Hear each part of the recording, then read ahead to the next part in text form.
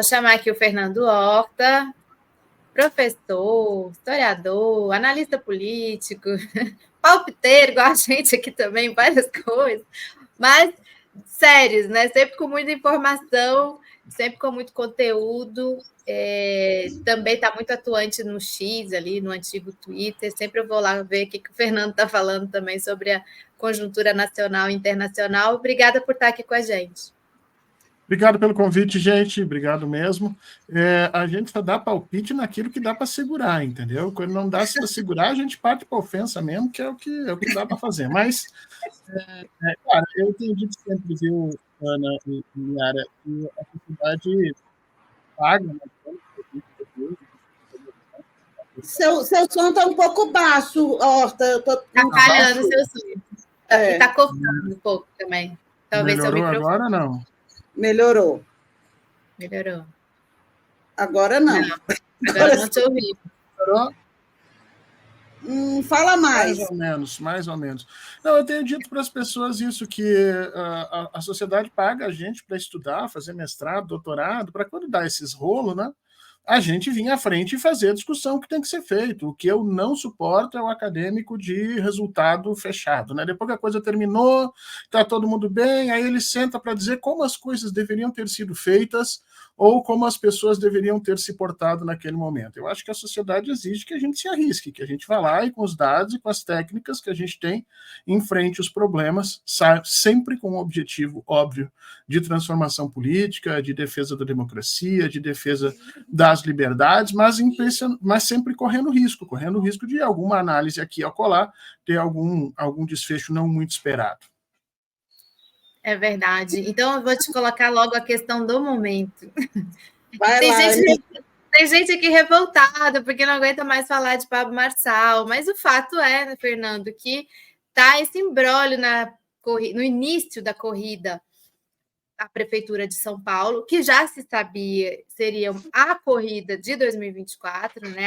A eleição mais observada em 2024. E queria te ouvir sobre o que você está achando já aí dessas últimas pesquisas que colocam o Marçal na frente do Nunes, essa resposta hoje da Tabata, que também repercutiu muito. O que você puder trazer aí das suas opiniões para nós é importante. Bom, primeiro, nada disso é novidade, né? Na esquerda não pode dizer que isso é novidade. Aliás, desde 2013, a gente vem sendo surpreendido com novidades que não são mais novidades há muito tempo, né? Nós tivemos um Kim Kataguiri que fez uma marcha sobre Brasília, ele e 2 amigos, no meio do caminho precisar de ajuda do SUS, lembra? E depois se elegeu deputado federal. Se você não sabe que esse processo é um processo claramente tributário o controle dos fluxos de informação no mundo digital, eu não sei em que país a gente está, né? Depois a gente viveu isso de novo em 2018, quando um deputado do baixo clero, corrupto, ligado às milícias, se lançou candidato e de repente apareceu no segundo turno, porque não era para ele estar no segundo turno, nós todos sabemos que o segundo turno era para ser Haddad e Alckmin naquele momento, e aí todo mundo, nossa, de onde é que ele veio? Todo mundo sabia de onde é que ele vinha, né? Naquele mesmo 2018, nós vimos a mesma coisa, um juiz corrupto, desbocado, agressivo, que estava uma semana antes em quarto, quinto lugar nas pesquisas para governador do Rio de Janeiro, né? De repente aparece eleito quando as urnas abrem. Então, assim, imaginar que a corrida em São Paulo seria feita aos moldes dos anos 80 e 90, com debates bonitinhos na televisão, respeito às informações públicas que são consenso entre as pessoas, um certo pacto de não agressão sobre determinados indivíduos, né? Um cuidado com o objetivo de futuro e apresentar as visões de como a cidade deveria ser. Quem pensou que a campanha ia ser assim, infelizmente, precisa ser medicado, porque essa pessoa está doente, essa pessoa está fora da realidade que nós vivemos. Era óbvio que Pablo Marçal ia levar a campanha para o lamaçal das redes, ia propor coisas completamente absurdas, como um teleférico para resolver os problemas de transporte do Rio de Janeiro, e que toda vez que ele fosse levado a sério, ele ia crescer 1, 2 pontos na próxima pesquisa. Porque nós vivemos no Brasil, em função de termos uma péssima formação educacional e política, nós vivemos no Brasil numa eterna quinta série. né? Aquela quinta série que todo mundo que já deu aula sabe que quando se pede para indicar o representante de turma, aquela quinta série indica o mais avexado naquele canto, o que consegue falar menos, o que está mais desesperado, aquele que fala coisas mais histriônicas, ou aquele que diz que vai quebrar tudo. Infelizmente, nós estamos pagando no Brasil o preço de anos e anos de uma educação, abre aspas, para o mercado. Uma educação que ensina a mandar e-mail, que ensina a fazer clique e fazer busca no Google, mas que não informa as pessoas do que efetivamente é o mundo digital. E o Pablo Marçal ficou milionário, ele sabendo o que é o mundo digital e não contando para os outros, porque é um estelionatário contumaz. Quanto mais o Boulos... E olha, já reputo nesse momento que o Boulos é azarão. Já reputo nesse momento que na semana que vem, Pablo Marçal deve estar em primeiro. E que se não fizermos alguma coisa imediatamente, e ainda dá para fazer, viu? Ainda podemos fazer, sim, mas se não fizermos alguma coisa imediatamente e entendermos como é que funciona comunicação política digital, política na era digital, transformações sociais, transformações digitais, se não fizermos isso, o meu medo não é a Prefeitura de São Paulo. Porque Pablo Marçal não vai ficar na Prefeitura de São Paulo. Se for eleito prefeito, e que Deus nos ajude que não aconteça, se for eleito prefeito, ele se licencia em 26 para concorrer à presidência. Porque o objetivo dele não é a Prefeitura de São Paulo. E se é para ter sonhos megalômanos, mentir a rodo e tentar achar soluções que não funcionam, então ele vai para a presidência de uma vez só. E essa ida dele para a presidência reorganiza, reforça, refunda o fascismo no Brasil. E é por isso que até Jair Bolsonaro está apavorado, porque Jair Bolsonaro encontrou uma pessoa mais monstruosa que ele. Mais monstruosa no sentido mais próximo das milícias, mais próximo do PCC, mais próximo já denunciado, né, já decidido como corrupto, como estelionatário, corrupto não, como estelionatário, com decisão transitada e julgada, já com ordem de prisão. Ou seja, o Pablo Marçal é tudo que o Bolsonaro queria ser, mais jovem, amplificado, com mais dinheiro e come de garfo e faca. Realmente o Brasil precisa começar a pensar nos fluxos de informação e na política era digital, ou 2026 vai ser bem complicadinho. E, Horta, qual a sua avaliação sobre a peça da Tabata Amaral? O vídeo que está aí circulando nas redes, dela mostrando, né, as ligações, essas conexões que você acaba de citar entre o Marçal e organizações criminosas. Você acha que é por aí o caminho? Não tem chance nenhuma daquilo ali atingir qualquer um dos indivíduos que apoia Pablo Marçal. Vamos falar certamente. Vamos falar sério. E o que a Tabata Amaral fez demonstra desconhecimento de que grande parte do centro e da centro-esquerda brasileira e da esquerda brasileira tem do que é o fascismo. Né? Lá nos anos 60, 70, se construiu uma historiografia que explicava o fascismo no que eu chamo de a tese da burla. Então, o Hitler tinha enganado os alemães porque ele era de uma oratória maravilhosa. Quando se descobriu que o Hitler era um indivíduo de inteligência limítrofe, se passou para o Himmler, para o Goebbels, para o Göring, cada um deles era genial, o Mussolini era genial, tudo era genial. Por que tinha que ser genial? Porque tinha que sustentar a ideia de que as pessoas foram enganadas, porque não se podia olhar e ver claramente que as pessoas apoiaram o Hitler pela monstruosidade que ele era. Assim como no Brasil apoiam o Marçal porque ele tira dinheiro das pessoas mesmo e enriquece. Porque a corrupção no Brasil sempre teve um valor variável em termos morais. Se ela é usada pela direita, se ela é usada pelo empresariado e se ela tem um fim para enriquecer aquilo que a pessoa já acha que é certo, então ela é benéfica. Quantas vezes a gente já ouviu o empresário que só nega tudo que pode porque ele não quer pagar o imposto ser aplaudido, inclusive, por políticos? Então, assim, não tem chance nenhuma daquelas denúncias afetarem efetivamente o Pablo Marçal. Muito pelo contrário, a chance é ele vir a público, dizer que aquilo é tudo mentira, fazer um pacto com os seus seguidores, ele finge que desmente, os seguidores fingem que acreditam, porque na realidade todos eles sabem que ele é aquilo tudo, e ainda acusar a Tabata Amaral de ser mal amada, de ser mal... Aqui eu quero pedir desculpa a duas mulheres que estão aqui presentes, mas eu vou usar o termo mal comida, como eles dizem em todos os lugares, e que, portanto, está em indignada com o sucesso que ele está tendo, porque ele é branco, alto, forte, rico e está chegando nos lugares que ela não chegou. Não tem chance nenhuma daquela comunicação atingir o espaço. É preciso uma comunicação mais direta. E aí é que vem uma questão importante para o Boulos e para a Tabata, se ela ainda quiser, embora eu acho que a Tabata, nesse processo, ela é acessória. Mas, para vencer essas estruturas fascistas, o caminho não é em direção ao centro.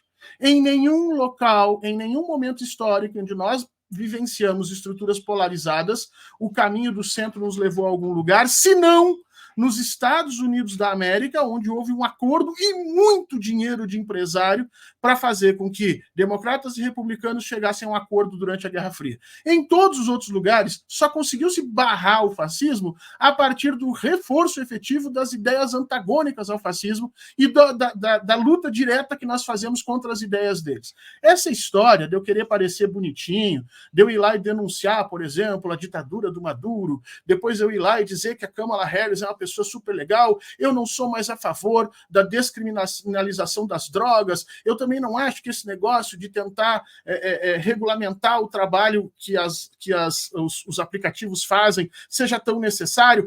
Essa ida ao centro tira votos do Boulos, coloca ele junto e exatamente no mesmo lugar do Nunes e com uma rejeição brutal dos eleitores que poderiam ir a ele. Se a gente não entender isso, vai ser ruim em 2024, e sabe qual é o grande problema? É que vai ser ruim em 2026 também, porque se o Marçal mostrar o caminho das pedras, 2026 não vai ser uma eleição, vai ser uma chafurda na lama generalizada. Eu tenho até medo do que vai acontecer. Estava destravando aqui o som. Nesse sentido que você fala, você acha, então, quero explorar melhor contigo para entender que postura é essa que deveria ter o campo progressista? Uma postura com uma agenda de esquerda, mas de esquerda mesmo, né? Com todos os quesitos necessários para isso, né? Sem essas meias palavras. O que o Lopes Obrador fez no México? Sem voltar contra a saidinha, sem essas coisas. O que o Lopes Obrador fez no México? O Lopes Obrador disse o seguinte: nós vamos regular essa história de trabalhar 5 dias por semana, 8 horas, 9 horas por dia, isso aqui vai estar na agenda, nós vamos discutir isso nacionalmente. Foi ou não foi, Ana? Você conhece, você sabe. Criou, movimentou o país inteiro, estão rediscutindo toda a estrutura de trabalho. O que todas as pesquisas aqui no Brasil falam dos aplicativos? Qual é a primeira coisa que o motorista de aplicativo diz que ele não larga o aplicativo? Por quê? Porque daí eu não tenho que cumprir horário. Ninguém está indignado efetivamente ou acreditando efetivamente que vai virar um dono de empresa. As pessoas estão revoltadas com o processo de exploração, só que elas não conseguem entender isso. O que nós fazemos no nosso governo? Em vez de a gente atacar essas coisas, a gente fica compondo com o meio termo, com as elites, para ver se a gente ganha uns votinhos do meio. E, na realidade, quem aparece como revolucionário, como tensionador, prometendo transformações, prometendo um monte de coisa, é o fascismo. Que, aliás, a gente viu isso acontecer lá na década de 30 do século passado, foi exatamente isso. Quando Mussolini falava contra a urbanização, quando Hitler falava contra a perda dos valores da Alemanha naquele momento e prometia que a Alemanha teria um caminho no processo industrial e na geopolítica mundial grandioso, como ela deveria ter. Ou seja, quanto mais a gente se apequenar, a gente vai mais parecer Macron. Eu estava vendo a entrevista antes aqui que vocês estavam fazendo, e é isso. O Macron mostrou qual é o caminho da direção ao centro. O Macron enterrou todo o projeto de democracia da França, de tal sorte que as pessoas perderam a vontade de escolha política, porque não faz diferença mudar. E aí é óbvio que, diante de uma situação de pasmaceira como está, o indivíduo mais histriônico, mais indiferente, aquele que você sabe que vai entrar e vai rachar com tudo, é o que vai receber o voto daquelas pessoas que já não acreditam mais que a política possa servir para transformar. E enquanto a esquerda não se mostrar como uma esquerda transformadora, ela se mostrar como uma esquerda mantenedora, ela perde votos e não ganha. O pessoal está elogiando muito aqui sua análise, já inclusive pediram cortes, podem ficar tranquilos que a gente vai fazer, tá? Da íntegra da análise. Eu quero agradecer a Terezinha Marques aqui, o superchat, e ela comenta: a palavra política é proibida nas escolas. Professores que enfrentam a deseducação, tentando fortalecer o pensamento crítico, são perseguidos e desacreditados. O prejuízo para a sociedade está aí, nesse caos. Que foi exatamente o que você falou, né? Pois é, Yara, mas eu posso te dizer o seguinte: durante o período Fernando Henrique, durante o período do Bolsonaro, eu conheci, não foi, ninguém me contou, eu conheci diversos colegas e colegas professoras que foram demitidas de escolas particulares por tratar questões de gênero, por tratar questões profundas de exploração, por tratar geopolítica dos saberes, e foram demitidos. E o que nós, como professores, fizemos? O que os nossos sindicatos fizeram? Se calaram. Com medo de perder voto, por fulano de tal, por Beltrano de tal, largaram essas pessoas à sua sorte. Falei durante a época do bolsonarismo e falo de novo. Cada professor em sala de aula lutou mais contra o fascismo do que qualquer senador ou deputado que tenha dado discursos no plenário do Brasil.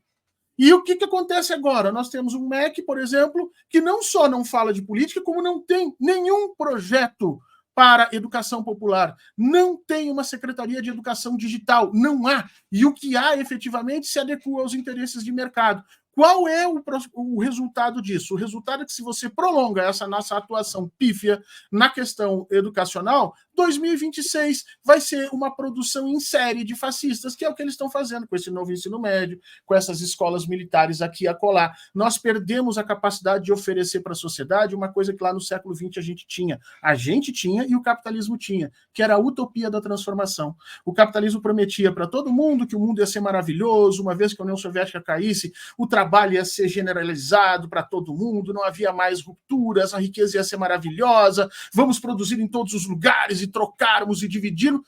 E a esquerda oferecia um mundo igualitário, um mundo onde a propriedade privada não seria mais a base de exploração. Passado o século XX, nós deixamos de prometer essas coisas. Nós e o capitalismo também. E sobra o quê para essa gente desolada? Sobra o quê para essa gente que paga 7% de juro real no Brasil, digamos assim, 7% da taxa Selic, o que ele paga no cartão é 300% de juro ao ano. Sobra o quê para essa classe média que paga 24,5% de imposto de renda sobre o pouco de dinheiro que ele tem, exatamente o que deveria pagar e não pagam os grandes bilionários? Sobra a indignação, sobra a vontade de ver tudo isso arrasado. E a vontade de ver tudo isso arrasado vai ser resolvida com quem? Com o Boulos e o seu bom mocismo, ou vai ser resolvido efetivamente com o Pablo Marçal, que na pior das hipóteses vai chegar lá e quebrar tudo, que é o que a grande maioria das pessoas quer.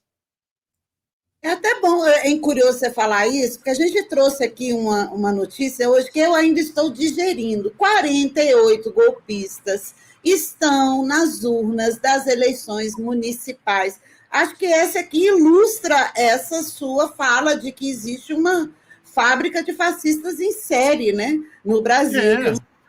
Nas últimas eleições, Yara, teve uma policial que foi buscar os seus filhos na frente de uma escola, na frente da escola, e, portanto, tinha...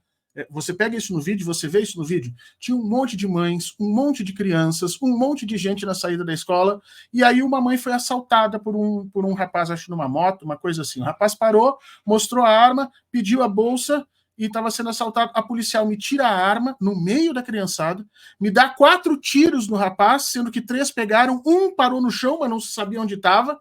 E, por sorte, ela não matou ninguém. Ela só matou o bandido. Mas foi sorte, porque você olha o vídeo e a ação dela, se avaliada por especialistas, é totalmente temerária. O que essa mulher devia fazer? Ela devia ser modificada imediatamente, não mais atuar nas ruas e trabalhar em a parte burocrática até fazer treinamento suficiente. O que aconteceu com ela? Virou deputada. Deputada votada. Fez campanha só com o vídeo.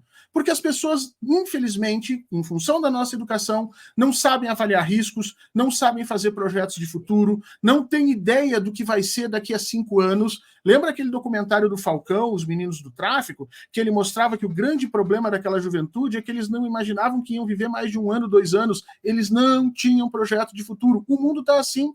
Seja do cara do Uber, seja do nosso político, seja do professor, eles querem sobreviver até o próximo fim de semana para poder sentar e tomar uma cerveja. Nós vivemos um presentismo completo. Morrem as utopias, morre a nossa condição de falar com a classe trabalhadora, morre os nossos projetos de futuro e sobra esse espaço de desolação e desinformação que o Pablo Marçal opera tão bem e provavelmente, no meu entendimento, na próxima pesquisa já aparece em primeiro. Fernando, mas deixa eu trazer um elemento, vamos trazer uma internacionalização um pouco desse debate.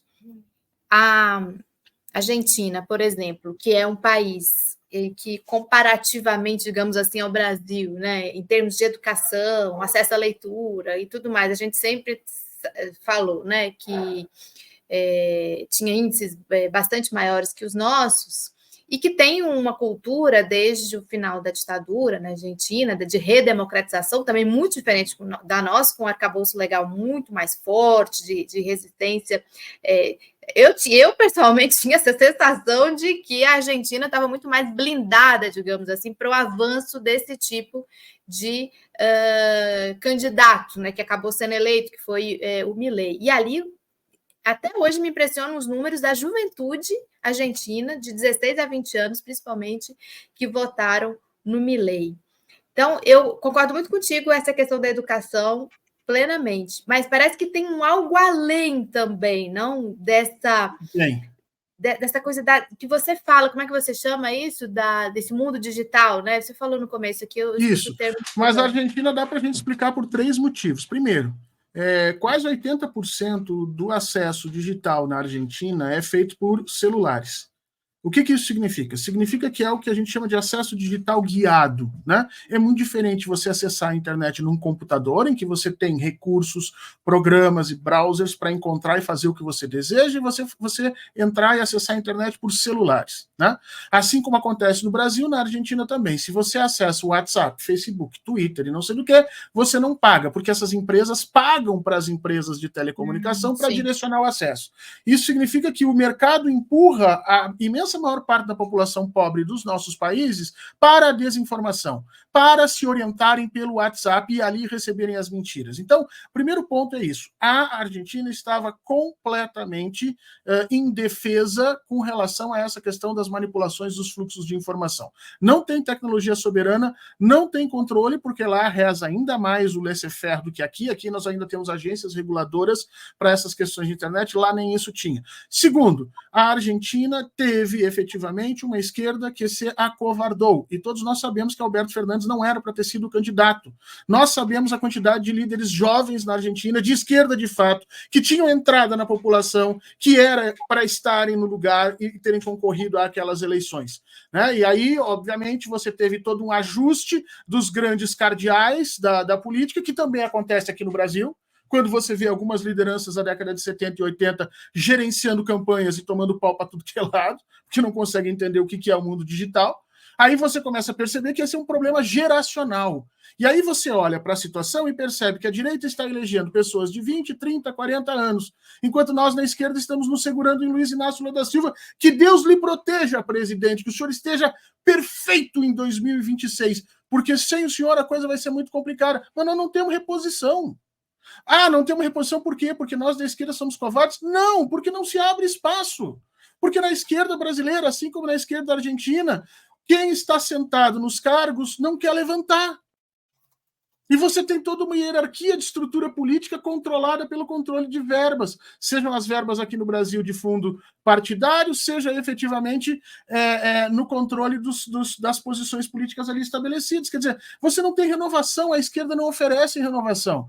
E se não oferece renovação, como é que nós resolvemos o problema de, no final das contas, ter que lidar com as grandes transformações que estão aí? Os trabalhadores estão cada vez mais desesperados, as pessoas cada vez mais sem sentido de vida, sem futuro, e o que a gente apresenta para a sociedade é um novo ensino médio, onde a pessoa vai aprender a fazer bolo de rolo, seja presidente, educação financeira e essas coisas por aí. Gente, não, a gente está construindo o próprio buraco que a gente vai se enfiar. O que a direita promete para os caras? A direita promete para os caras riqueza. Mas nunca vai acontecer. Não, eu concordo, Yara, nunca vai acontecer. Mas nós não conseguimos mostrar para eles que nunca vai acontecer. Porque a nossa educação sempre foi uma educação que tomou o caminho de ser não disruptiva. Não, eu vou dar... Por exemplo, uma das coisas que eu aviso para as pessoas. Gente, há 20 anos no Brasil nós temos uma matéria dada todos os dias nos colégios do Brasil chamada empreendedorismo. O que é empreendedorismo? Regras e técnicas para você aprender a ser capitalista e não esmorecer. Agora estão querendo enfiar educação financeira. O que é educação financeira? É para ensinar o pobre a ser pobre, não abusar do direito de ser pobre e não incomodar os outros quando ele for apertado por ser pobre.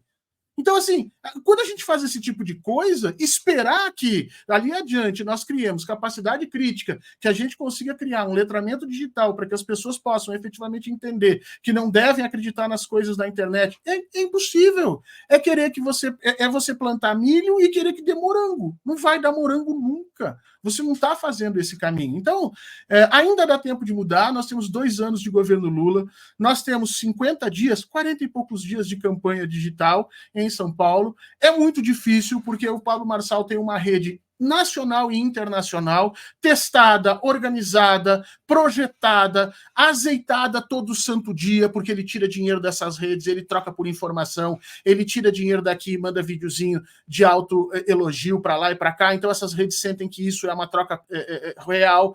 As nossas não, as nossas foram criadas ontem para a campanha.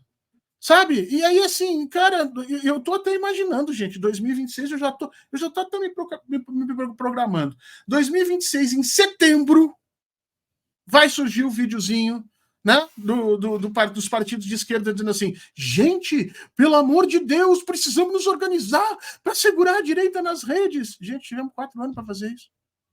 Tivemos 4 anos para fazer letramento digital, tivemos 4 anos para os nossos partidos entenderem que as campanhas são digitais. Fiz uma pesquisa recente agora com alguns candidatos e perguntei, escuta, onde é que vocês vão colocar a maior parte do seu dinheiro nas campanhas? Eu vou amassar barro.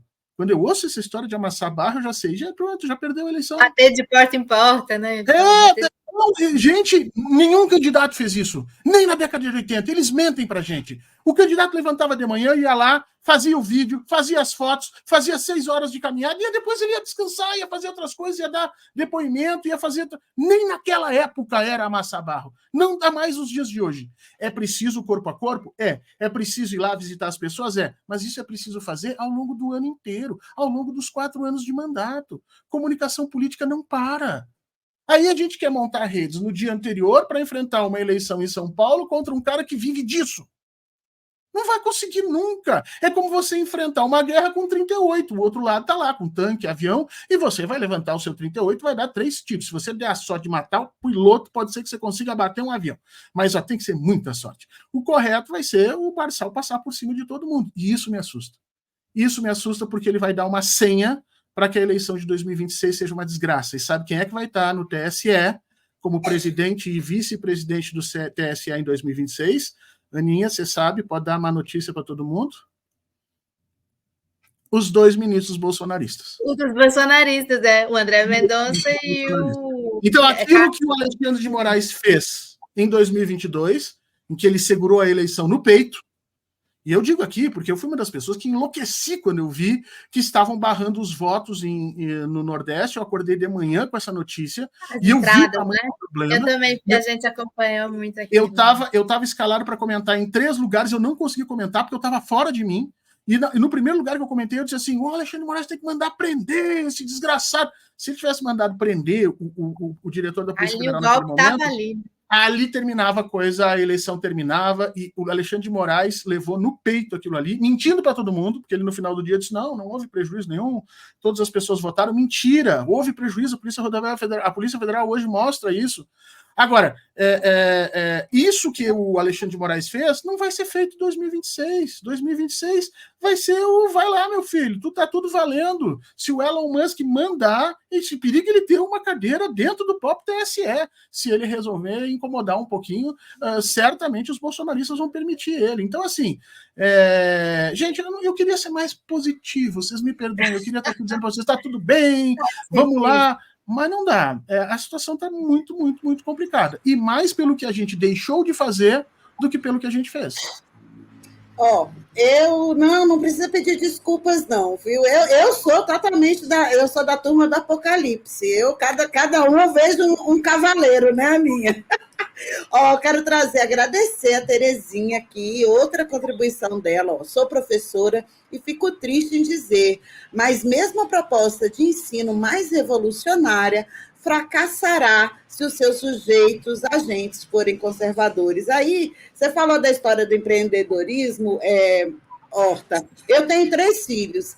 Eu já fiz muita confusão no colégio deles. Quando eu vi na grade, eu falei, olha, eu só aceito vocês ensinarem empreendedorismo se vocês ensinarem direito constitucional. Coisa que eu fiz para os meus filhos. Beleza, vai fazer empreendedorismo, mas vai estudar também a Constituição, aprender a ser sujeito de direito, cidadão. E eu acho que é isso que está faltando. A gente forma consumidores, forma agentes do mercado e se esquece que a gente precisa ser cidadão também, né? Aí fica isso. Eu nem sou tão radical como você, Yara, nem sou tão radical, assim, se dessem boas aulas de filosofia, sociologia, história, geografia, literatura. Se você pegar para ler Les Misérables, o mundo é outro para você. Entendeu? Agora, o que nós fazemos? Nós tiramos essas disciplinas, aumentamos português e matemática, supostamente porque o domínio da língua e das operações matemáticas capacita as pessoas a treinar as coisas, a conhecer as coisas do mundo. Mentira! Ninguém se torna fascista por não conhecer a fórmula de Bhaskara. Mas se você não tiver lido Les Misérables, e se você não conhecer Platão, se você não entender o que a República queria dizer naquele momento, você vai se tornar um fascista. Então, assim, a gente vê todo o nosso projeto de educação, toda a nossa luta se desfazer em cima de projetos de educação voltada para o mercado. A gente vê um processo de dominação digital brutal, onde a gente oferece conectividade sem letramento. Vai lá, meu filho, toma seu celular, conecta aí, recebe um monte de vídeo do TikTok, assiste bastante YouTube, e lá em 26 vai aparecer o cara dizendo assim, não, mas que absurdo, olha essa pandemia de desinformação. Sim, a gente criou ela.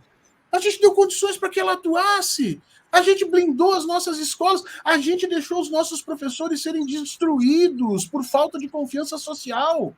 Não tem professor hoje no Brasil que não seja atacado dia e noite. Isso começou com as ações do MBL e não teve um ministro da educação que bateu no peito e disse isso não vai acontecer. Na minha coisa, a educação do MEC hoje parece uma educação sem professor, vocês já viram? Tudo é índice, é maravilha, vamos fazer. Cadê o professor? Quando o professor aparece, é para tocar o professor para fazer o que eles chamam de treinamento. Né? Aí você bota o professor numa sala, já ganha pouco, ele fica mais lá ainda para ouvir um monte de gente que supostamente sabe das coisas, explicar para ele como é que ele deve atuar no seu dia a dia. Gente, isso é uma receita de total insucesso. Não adianta.